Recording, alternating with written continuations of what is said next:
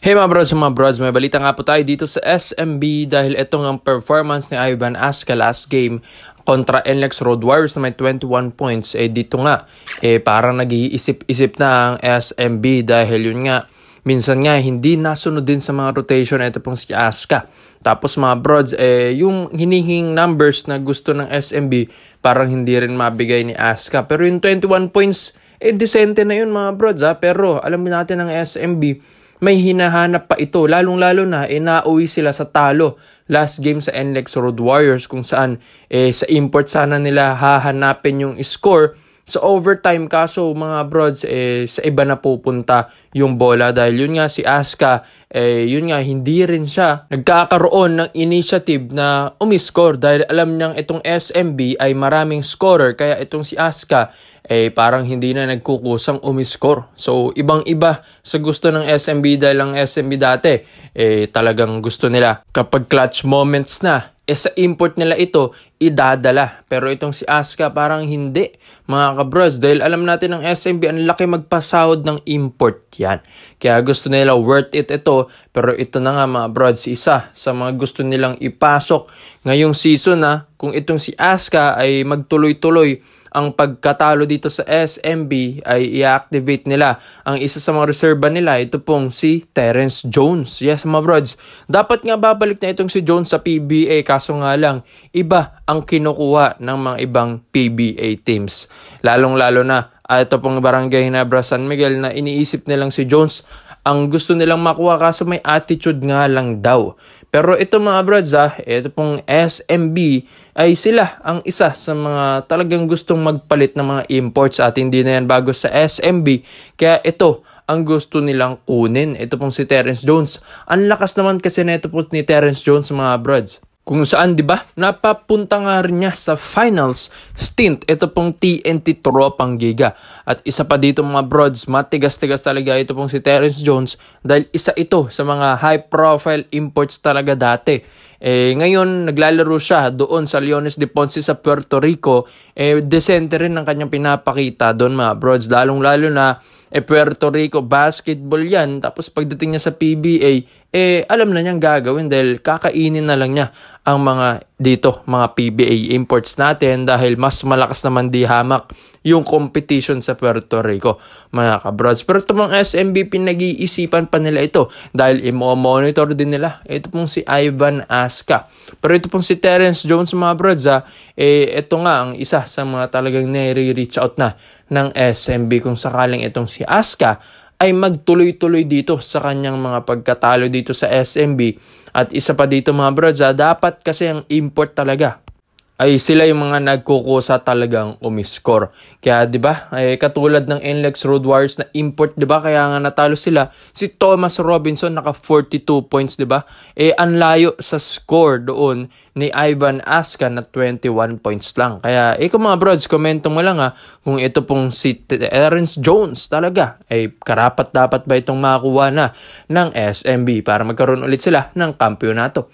So dito naman po tayo sa kabilang balita naman natin mga kabrods, isa nga talaga sa mga trending ngayon ito pong si Mikey Williams. Yes mga brods, alam natin magsisimula na ang Barangay Ginebra San Miguel mamaya kontra Converge Fiber Xers, pero isa nga talaga sa mga players na tatanggalin na ng TNT Tropang Giga ay ito pong si Mikey Williams. Yes, trending siya ngayon dahil gusto na nga talaga nilang i-terminate ang kontrata ni Mikey dahil nga sa pagkalaki-laki naman ng gusto niyang sasahurin dito sa PBA, and hindi yun maibigay ng TNT Tropang Giga dahil parang import na daw yung gustong value or amount na hinihingi nito ni Mikey Williams. Kaya nga ito pong Barangay Ginebra San Miguel kahit magi-start na ngayong season ay isa nga sila sa mga nagtitingin dito bago nga matapos ang trade deadline ng PBA. Dito nila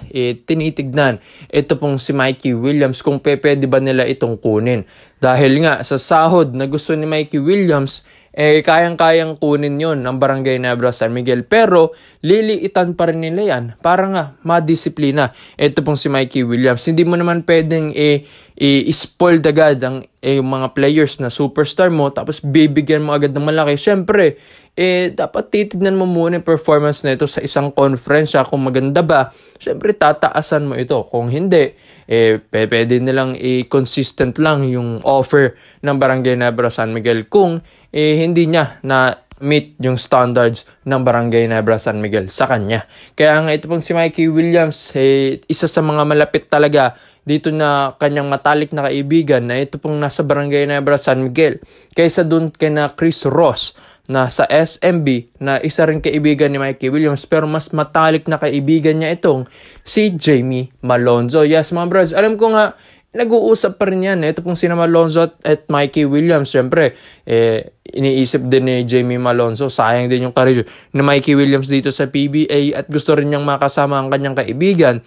Kaya nga ito pong si Jamie Malonzo, malay natin kinakausap rin ang management ng Ginebra kung sakaling pwede nilang kunin si Mikey Williams at pasok doon sa salary cap ng kanyang kupunan. Kaya nga ito pong Barangay Nebra San Miguel, malakas na ito, kakakuha nga lang nila kay Maverick Amici. Tapos ito pong bagong import na si Tony Bishop.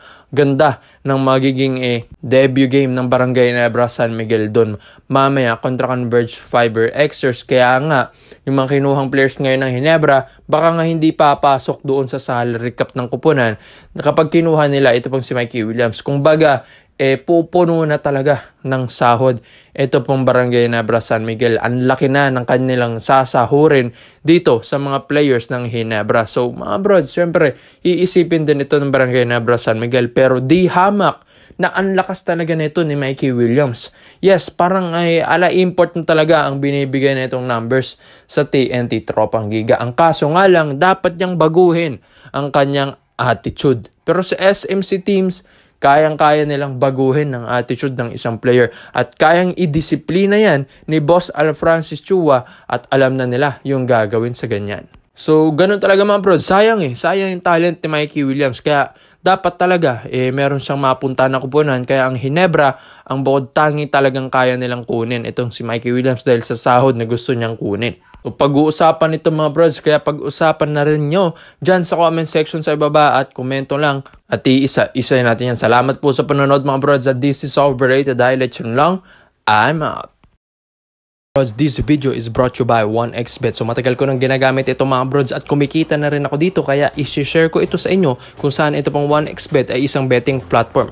Pwede kang tumaya dito ng mga paborito mong kuponan, mapa PBA, NBA at kahit anong sports mga brods. So kaya nga para makukuha mo yan, gamitin mo ang ating promo code na OBR. And yung link ay nandyan sa pin comment section sa ibaba mga kabrods. So ito pong 1xBet, huwag kayong mag-alala dahil may mga partnership na ito katulad ng FC Barcelona, La Liga at mga big companies like PSG mga kabrods. So get up to 7,000 deposit sa unang deposit mo pa lang yan and you can easily withdraw here winnings through Paytm, bank and other easy methods mga brods. So matagal ko na talagang ginagamit ito, kaya nga mga brods mag-bet ka na kung saan gamitin mo ang ating promo code na OBR and yung link nandyan sa pin comment section sa ibaba.